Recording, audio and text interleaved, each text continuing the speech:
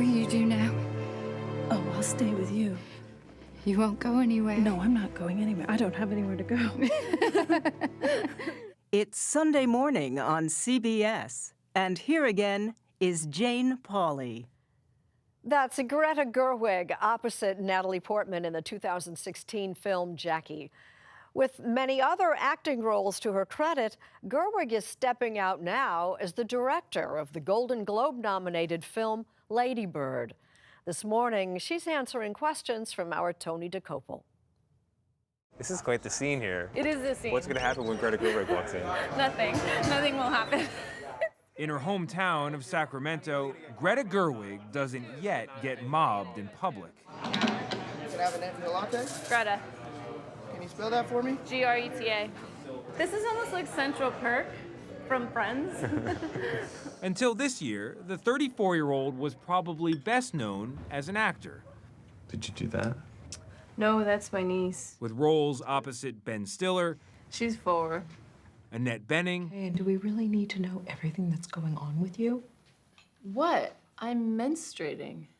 Why is that a big deal? and Natalie Portman. But the cameras, those pictures are being broadcast to every corner of the world. Those pictures should record the truth. But now she's written and directed Lady Bird, starring Saoirse Ronan, a movie praised as perfect by some critics and celebrated as the best reviewed movie of all time on the sometimes surly film website Rotten Tomatoes. I like your band. With Jonah Ruiz, Len Fance-New. L'Enfance. My name's Lady Bird. It's weird you shake hands. Yeah. I don't typically read reviews while it's going on. You must be aware. I'm aware. I'm definitely aware. That people are using some pretty dramatic language. I'm very aware. You should just go to City College. You know, with your work ethic, just go to City College and then to jail and then back to City College, and then maybe you'd learn to pull yourself up and not expect everybody to do everything. Ronan plays an artsy Sacramento teenager, much as Gerwig once was. You remembered. You're my only daughter. But don't mistake Lady Bird for an autobiography.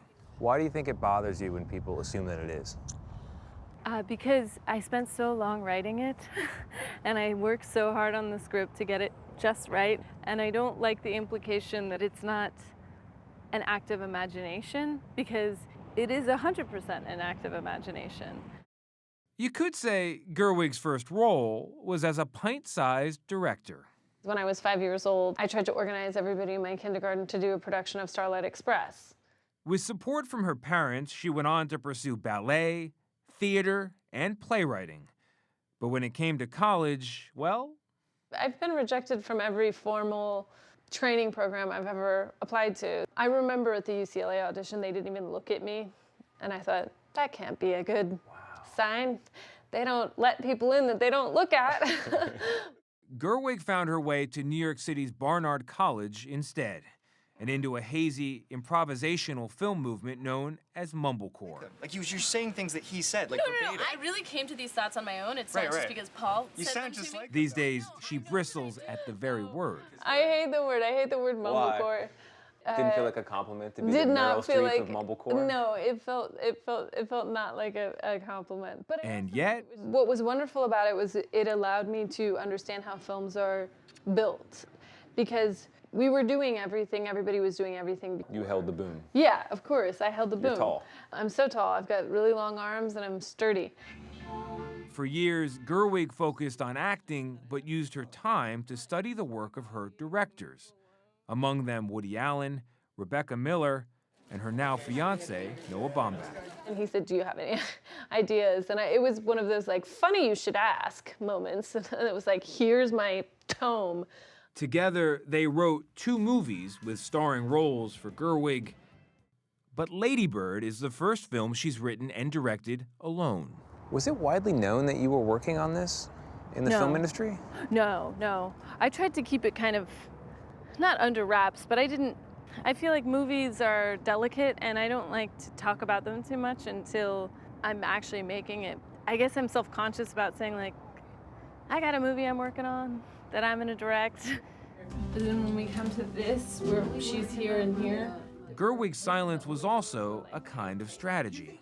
I realized pretty young that being quite ambitious was considered unattractive in a girl.